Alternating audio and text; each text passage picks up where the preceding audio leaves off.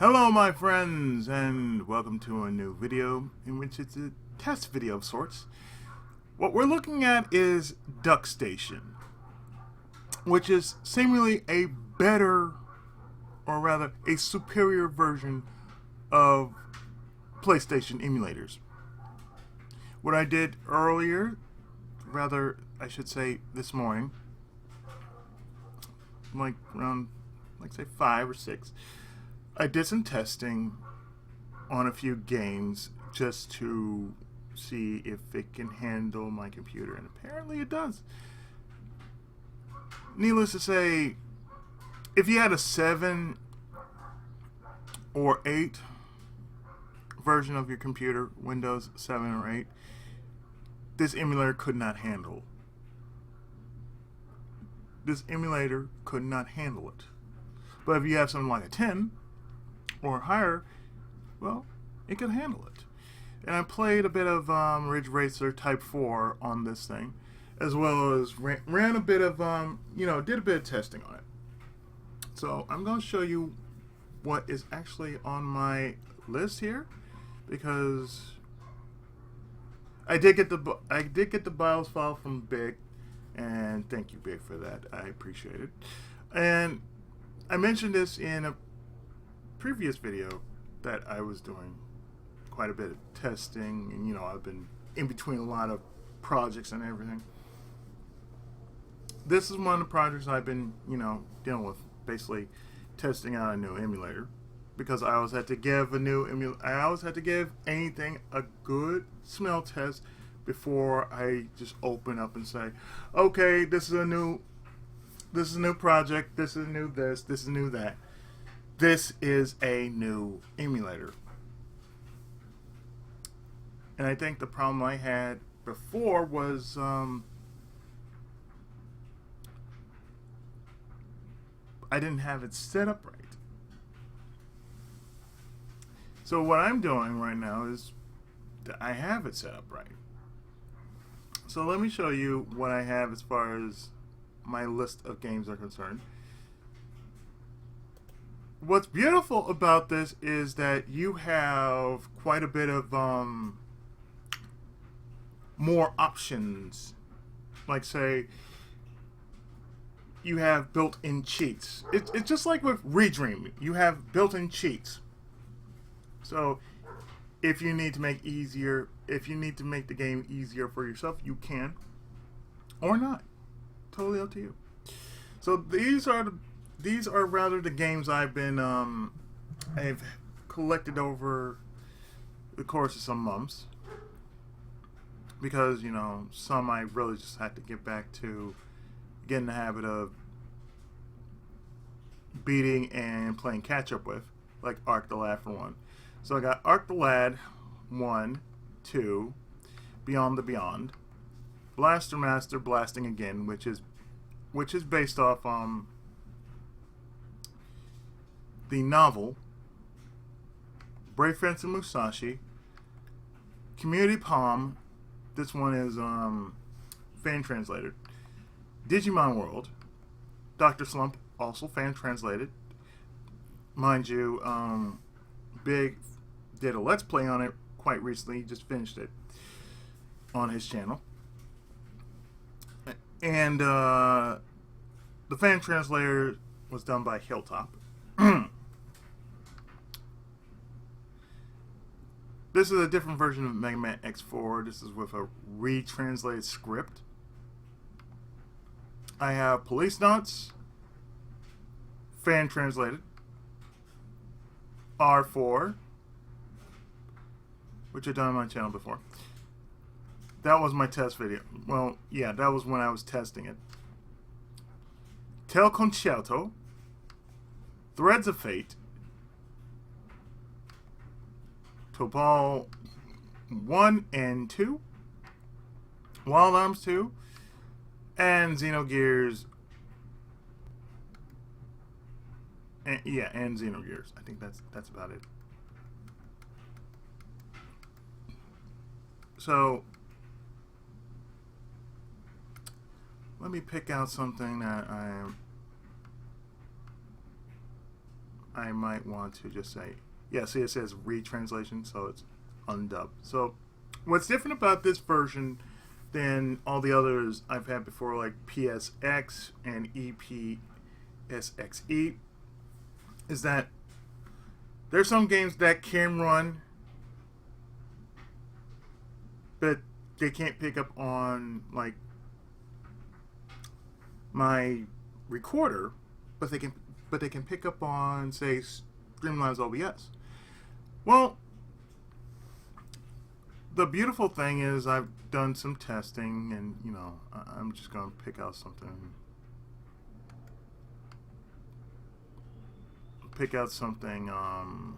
Rather random. So nothing is even more random than Dr. Slump. And look at that. It's beautiful.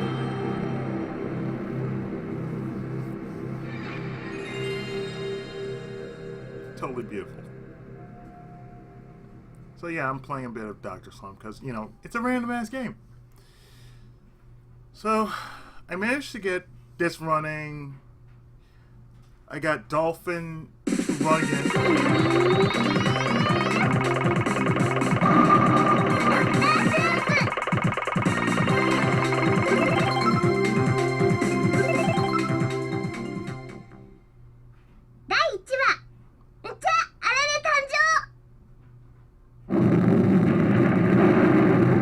And like I said, I did get Dolphin to work again. I got an updated version of Dolphin. And I figured out what I was wrong. I figured out what was wrong. I figured out what was wrong when I was trying to run Dolphin on this computer. I was supposed to put the main version of Dolphin into my documents, because that way, for every other known emulator I ever had, they run fine on the desktop. But with Dolphin, PSXP, Duckstation, and ReDream, they all have to be in the documents part of the on my computer. Strangely enough, because that's where all the stuff, like the BIOS and stuff, would have to go to. They would have to go through that part. So you know, it's like that. So I got basically everything to run. So I think I'm caught up as far as emulators are concerned.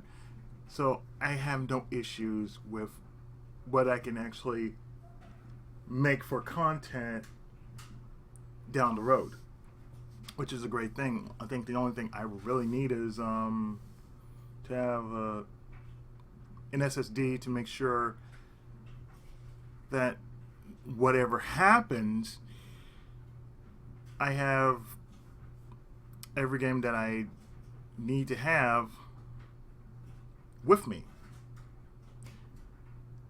And at least, you know, that goes with my music too, because my music is on my MP3 player. And yes, MP3 players still exist. So nobody uses MP3 players anymore. I do. That's the last place I put all my music, just to safeguard it. So I do have an SSD, but I don't know where the hell it is. So it's just as it is. By the way, I forgot to do this, but for those who don't know what Dr. Slump is, it is basically one of Akira Toriyama's more funnier series of manga.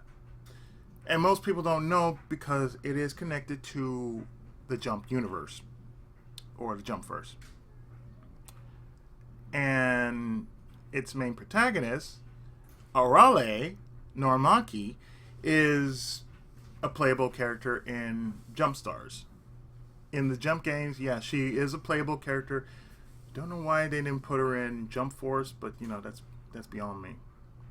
Besides, Dr. Slump is also not only a manga, but and anime as well, and it's it's basically the uncharted version of the Dragon World, because she can hold her own with the best of them. She can hold her own with Goku and Vegeta and whoever else. So hell, she can go around with Cell. Probably beat his ass down too. Oh yeah, let me get to this dude right here.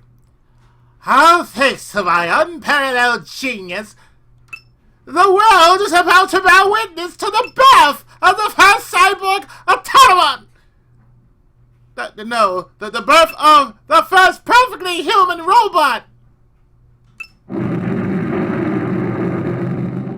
Yes, I really am an ultra mega super genius. Oh, follow me, granted the beautiful and bubbly robot of my dreams. Oh, that's not just to flip this switch. Here goes. Activate! What was that? What was that lightning just now?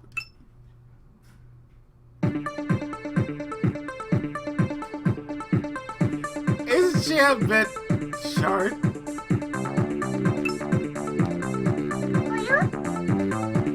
Mate or ally? I failed. No, she wasn't supposed to turn out like this. That's all because of that blasted lightning. You were supposed to be a beautiful, bubbly robot supermodel. Hey, like a gorilla. Who are you calling a gorilla? Did I forget to line your eyes the right way? Here, kid, take these glasses. Why? Everything's so clear now. Hey, you really are a gorilla. Give me a break!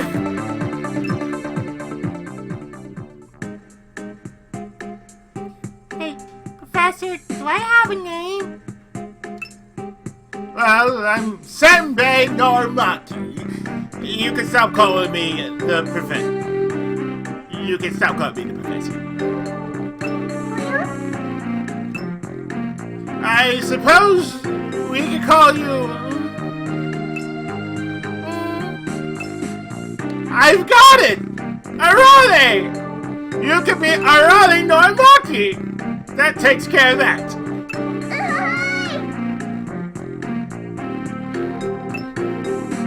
You're still agreeing around the hills, so let me explain some stuff to you. Actually, maybe it would be best to just let you run around for a while when you're done. Talk to me by standing in front of me and pressing the square button.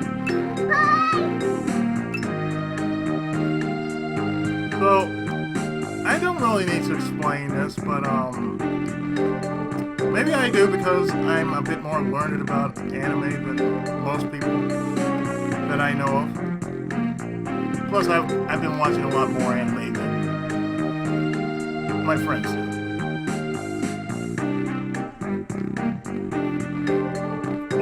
But yeah, You're pretty sharp. Let me tell you how to move to different areas. When you want to move somewhere, stand in front of a door and press the square button, just like you did last time. Then you see a list of places you can reach from that area. There are places other than doors where this works. Let's do it. Try doing it everywhere. Understood?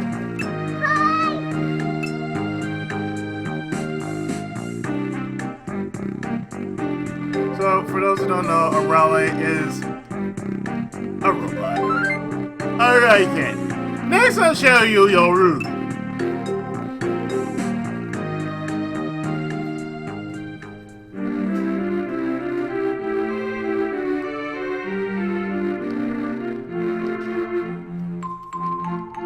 Well, the controls handle pretty smoothly. And like I said, I don't really need to do this, but just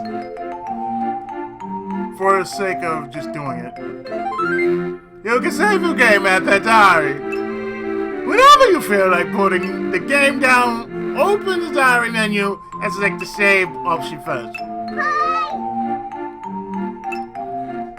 So we save like so. I mean, I might do. See, there you go. I might do a future LP on this.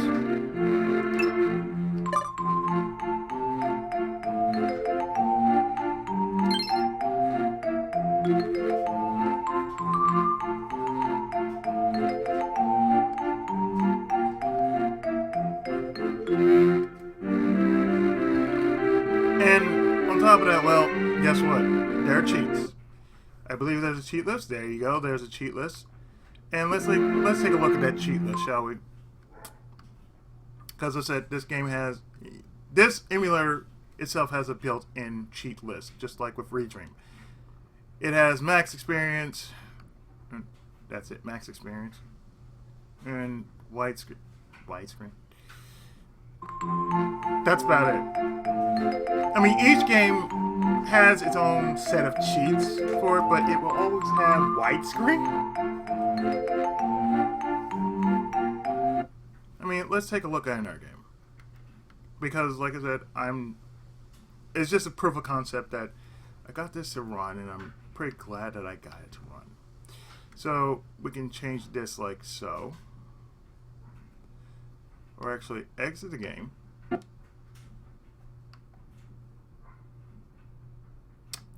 And what we can do is open the list like so. And show this one as well, because like I said, this is probably one of the few games that I feel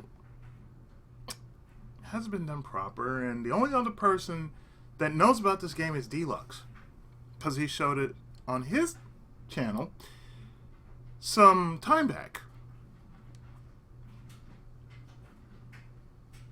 And see, look at that.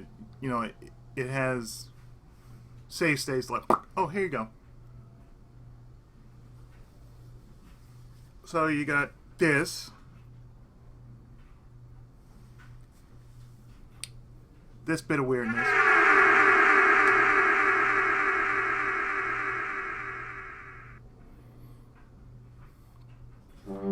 Which I can pretty much see myself doing somewhat of a stream or a let's play of this.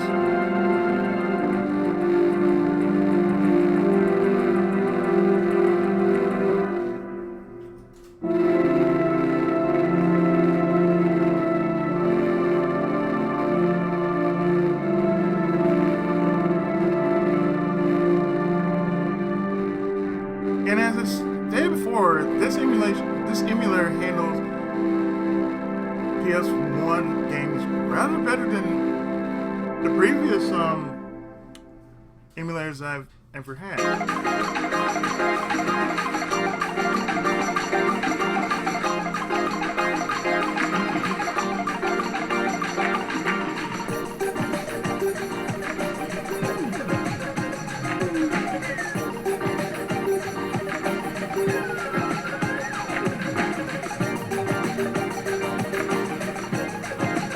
And it sounds just oh so.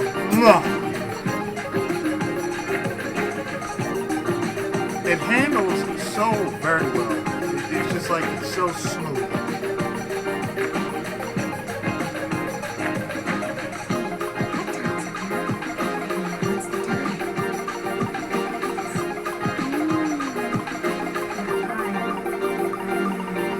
Space, I feel.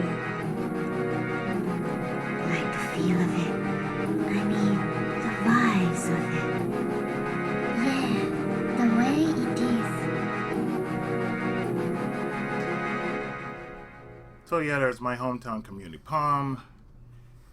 If I wanted to bring up another game,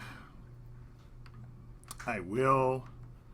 And they got a cheat list for this, so the cheat list will be, you know, all this stuff. So infinite energy, max energy, 99, invincibility, infinite plus max life, that sort of thing. So as I stated before, it really is so much better. And I am convinced this is so much better. If I wanted to put achievements in, I can if I wanted to. But that's just saying too much. I mean, not every person wants to have achievements in a game. I mean, it's its own reward just by getting this running. Most people don't realize that emulation is a way that we as gamers can actually expand our horizons as far as being gamers. That's what people don't get. And trying to put a price tag on emulation, well, I feel that's the biggest cheat right there. It's like, if the internet is offering us the ability to download whatever game that we ever wanted, we should take advantage of that. And not just in the sense that we shouldn't need to go and shell out some money for it. It's like, oh, well, you see, it's like, well, look at all the games I've done over the years. And it's through emulation that I'm able to play through these games. And emulation that gives me access to all these games. It's the same for anybody who's ever been a gamer. It's through emulation that we've come this far. And, it goes without saying that,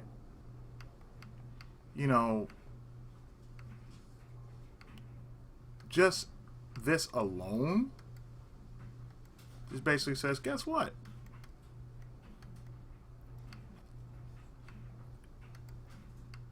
This is big. This is real big. We can play old school games again.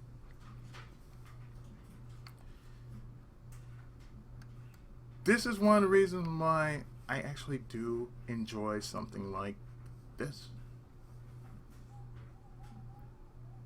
Because it's totally worth it. This emulator is reason why I like digging around for games. The many emulators I have on my computer's proof of that. I want to basically get more bang for my buck as much as I can. And, simply enjoy it for what it's worth. It's not just the fact that, oh, you're just making content. No, it's not just about content. It's just the fact that, oh, I haven't played this game in years. Oh, I wonder what the ending looks like. Oh, it's just like I remember, flood of nostalgia. I mean, playing something modern is good, but sometimes modern can get us spoiled. We will grow in Elise's head and say, oh, these kind of games, they're beneath us. These retro games, they are so beneath us. This in its purest form is beautiful. Because I do see myself streaming a couple of PS1 games. Pretty much I see myself finding more and more fan-translated games. And Big said he's going to try and get Racing Lagoon going on his channel. I really hope he succeeds in that. From what I know, they haven't finished the full translation yet. So therefore, they might still be working on it. As with a couple of games, so I do check out CD Romance during my in between the times I'm not recording or streaming, and on days that I'm not streaming, that's what I pretty much do. I check to see if there's anything fresh coming out as far as fan translations are concerned. What can I say? The Dreamcast made me into enjoying more and more games, because that was basically my portal into emulation, because I didn't know Dreamcast could do emulation. It's like, I can play NES, I can play Super Nintendo, I can play Game Boy, oh, I can play Genesis outside of playing Dreamcast. So it gave me a world of opportunity. And of course, let's not forget that my mom, God rest her, she got me into liking lesser known titles like King's Knight. I've never heard of King's Knight, and it's done by the same people who've done Xenogears and Final Fantasy and Kingdom Hearts. Square. They're not Square Enix now, but you get the gist. But as I mentioned, Duckstation, yes. Duckstation is now my number 3, if not number 2 option of emulator option. As far as emulation goes for PS1 games, it is my new number 1, second to PSX and epsxe. So of course I am going to do a lot more digging as far as PS1 games are concerned, and as well as, you know, having Dolphin and ReDream, as well as PCS X2 are concerned. I pretty much have the trifecta of, or the quadraxis of consoles at my command. So before I end this video, I want to thank a couple people. So for one, I want to thank Big for actually turning me on to Duckstation, and actually just saying, you know what, you should try it. I've heard good things about it. I'm a believer of it. As well as, you know, the understanding of how to get it to work. Because, you know, as long as it's basic to me, as long as it's simple to me, I can make it work. I don't like complexity, but I do want to understand. That doesn't make me smart, it just makes me understand. There's a difference between being smart and being basic. I'd rather be basic than smart. It helps me to understand things a whole lot better. So with that, I think that'll do it for this video. And for those who are wondering, yeah, grab this emulator. It runs just as good as all the other emulators that I've had for years. And it just handles things a whole lot better because it has more than what the previous 2 emulators had, which was built-in cheats.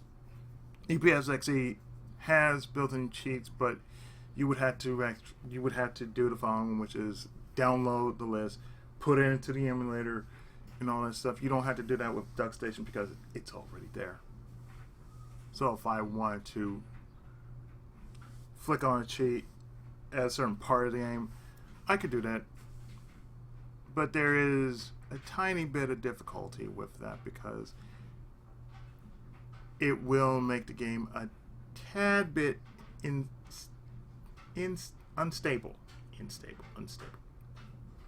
like instability. I've seen it because, you know, there's some cheats that will basically make the game unstable. I mean, they'll work, but, you know, at the price of your progress. So, you know, it's still in its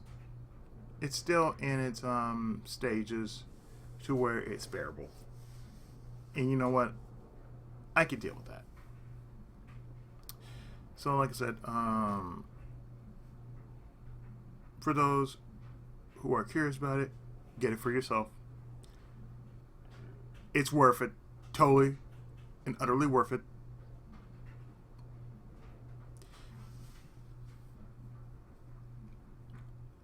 You will see the difference when you try it for yourself. It plays all different types of PS1 games. Japan, European, US, or should I say PAL? So it plays PAL, it plays Japan, it plays US.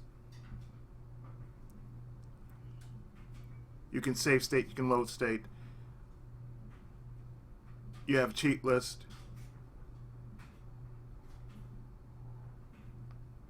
And, you know, you can do no wrong with this emulator.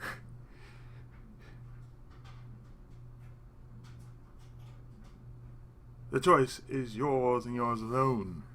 Good luck. And I'll see you next time with more great content. So I've been your friendly neighborhood Tenkaichi, Pookie7, and this was a look at Duckstation. Welcome to the fold. We're going to do great things together.